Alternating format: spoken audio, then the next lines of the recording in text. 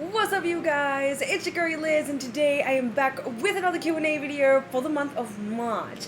I absolutely love doing these, and thank you so much for submitting your questions, guys. I really appreciate it. So let's get straight into it. I cannot wait to check out these questions. What would your advice be to women who want to do what you do and tolerate negativity?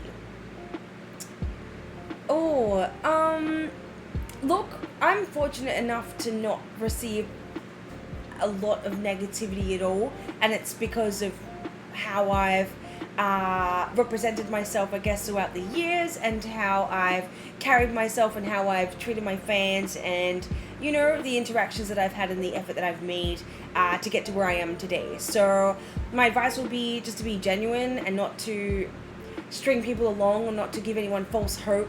No matter what your intentions are, I believe you should always be honest. So I feel like, unfortunately, the more negativity that you get, the better it is for you to cope with it.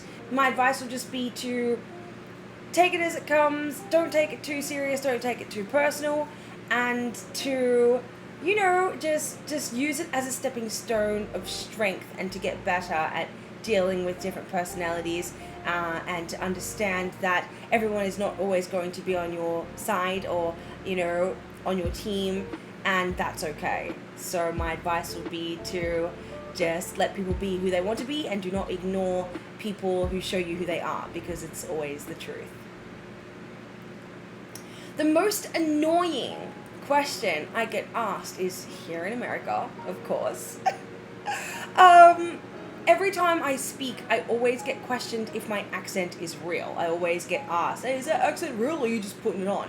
Firstly, who the fuck has the brain capacity to keep up a fake accent for so long? Do people do that here in America? And people literally say, yeah, they do. I can never get used to that question, and I get asked more than I'd like to admit. And, I either look at them funny, or I'll respond like, dude, are you serious? Or whatever. But yeah, that's probably the most annoying question I get asked so far. So yeah, we'll see how that evolves. Besides family, what do you miss from back home? I miss the food. I really do miss the food, and I miss my favorite energy drink, V. Oh my god. But I miss the food. I feel like everything in America here just tastes so fake, and it tastes so sweet. Everything tastes sweet. Everything tastes uncomfortably sweet. It is noticeably different. Even like a chocolate bar like Kit Kat, it tastes more sugar than chocolate. I can barely taste chocolate. If you could be a character in any video game, what game franchise would it be, and why? I would say Tomb Raider. I've always had a thing for Lara Croft. I love her strength. I love her, abilities with, like, how she can just climb like a lizard, and she's just so acrobatic with when she shoots and all that kind of stuff. I love her brain. I think she's so smart. Not only is she smart, she's stunning, and I just love the way she carries herself. She is a powerhouse. She is someone that I've always wanted to be like. If I could ever be like anything or anyone, it'll be like Lara Croft. I love to explore, I love to hike, and I feel like if I was actually Lara Croft, those things would be so different. With the way that she views the world and where she goes and all of the locations that she can get herself to, and all the risks she takes to, explore and to discover places that she is either not allowed to be in, or, she's just amazing. I love Lara Croft. Will you ever return to Melbourne for a holiday or see friends and family? Absolutely. A few days ago, my green card application has been approved, so that means that I am now a US resident. So absolutely, I cannot wait to get back to Australia to see my family and to visit again. Where is one place you would like to travel that you haven't been to yet? Honestly, I want to travel the world. I want to travel everywhere, and I want to see everything. I feel like the next location that would be a dream for me, it would be like, everywhere. This is a really tricky question. I don't know. I don't have like one place that I want to go to. But I guess I would love to go to Italy. I want to travel all of America. Like, I'm really interested in experiencing Alaska and going to even like Hawaii. I do want to go to Vietnam. Honestly, I want to be everywhere. And the one really cool thing about traveling, if you haven't experienced or if you don't know, is like you grow so much as an individual and as an independent person when you do travel by yourself, especially. And I feel like that's where a lot of my growth came from. That's one thing I've noticed about me traveling, because I've been to a lot of places. What's one game you can play on repeat forever? The Tomb Raider remake. I think that's the game that I've played the most, and that's like maybe 17, 18 times since it came out till now. Like, I can literally go back and play it right now because I love that game. And I love like Shadow of the Tomb Raider and Rise of the Tomb Raider as well, but I don't know, I feel like it wasn't, they were great and very much improved, but the experience wasn't as captivating as the Tomb Raider reboot. So that's the game that I can still play literally right now, and that I've played the most of all games that I've ever played in my life. So, top 3 shows you enjoyed as a kid. Oh, God. Gargoyles is one. I absolutely love Gargoyles. I think it was just how gorgeous and handsome and stunning that the characters were, and the fact that they turned into stone. Maybe I was a really twisted little child because I love dark shit. I'm not sure if you guys have actually ever heard of this, but there's a show back in the day called Trapdoor, and it was like claymation, and I don't know, I found it very adorable, also dark and twisted. And my third favorite show as a kid was definitely Pokemon. I love Pokemon. I used to collect cards. Even back in the day when you would buy a packet of chips, we would have like these little Tarzo collectibles, and I had like a crazy amount of those. And they also had them in the Dragon Ball Z versions too, and that was really dope. So yeah, Gargoyles, Trapdoor, and Pokemon. Any plans on another big cosplay coming up? If so, what character?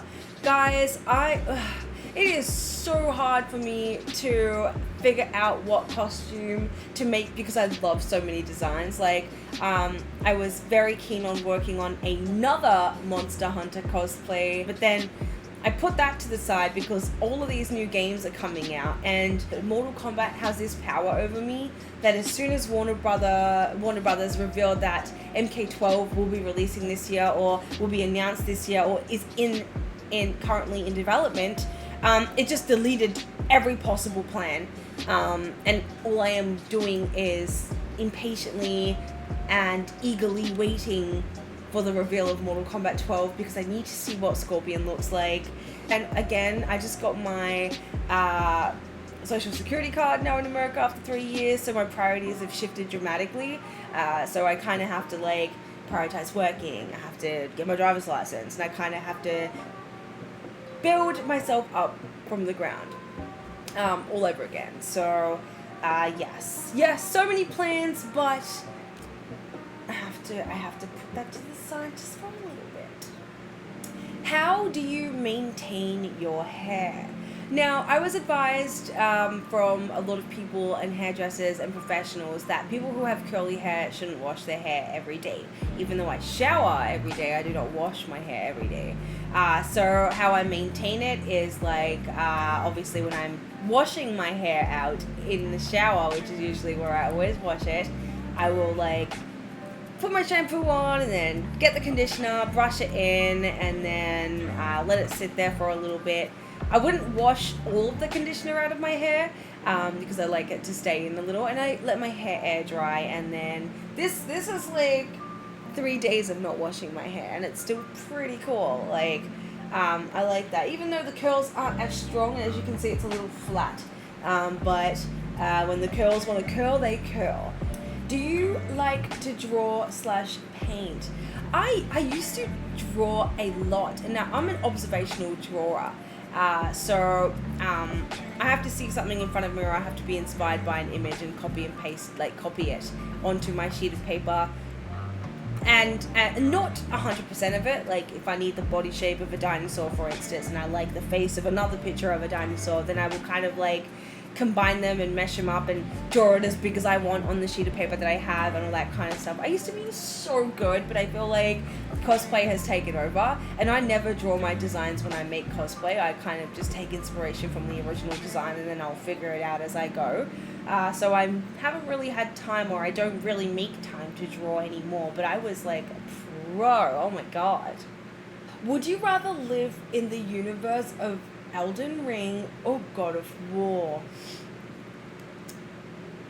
Now look, if I'm going to be honest, I would probably say God of War, because there are so many like adorable, cute and crazy, ridiculous creatures and gorgeous like locations in God of War. Whereas Elden Ring, even though I do love dark and gritty and all that kind of stuff, I feel like God of War, you can have the best of both worlds. A little bit also in Elden Ring, but I don't know, I really am drawn to a lot of the adorable little like fairy creature gnome things that are in God of War. But I feel like I can make do in Elden Ring with the powers of, you know, a tarnished. Would you rather be too hot all the time or too cold all the time? I would rather be too cold all the time. I feel like fashion in the cold weather is way better, and I can warm up easier and more comfortably. I feel like in the heat, you can't really beat the heat as easily as you can beat the cold, at least in my opinion. And I don't know, I'm a hot-blooded person, so I'm naturally always temperature-wise very hot. So I find the hot and the heat annoying, and now I live in fucking Florida. But yes, what are the odds? I still appreciate it. I feel like living in Florida now is kind of like making me appreciate the heat a lot more than I intended. So yeah. And for my lucky last question, we have here, hopefully not too inappropriate, do you plan on getting married? I've been married. I've been married for about 2 years. Over 2.5 years now. So he's a smart man. And funny story, when I was first talking to Brian, he's obviously American and I was living in Australia. We did long distance relationship for like 3-4 years before we actually got very serious. And in the very first conversation I ever had with Brian, he told me he was going to marry me, and I told him where to go. I told him to get over himself, and who the fuck does he think he is? It's not going to happen. Chill out. And the prick was right. Everything he said he was going to do, he did. I didn't know how. But he just has that superpower, I guess. So, yes. It's not too personal at all, you know. I don't think that stuff should be hidden. And if you know, you know. If you don't, you will know. And if you don't remember, you will be reminded. So yeah, I mean, yeah, I've been married, so that's old school now. But now that you don't know, I'm glad that you asked, and I'm happy to answer your question. You guys, thank you so much for watching. This is always fun. I love you. I appreciate you. Please write down your questions for our future Q&A video, and I will see you in my next video. Bye.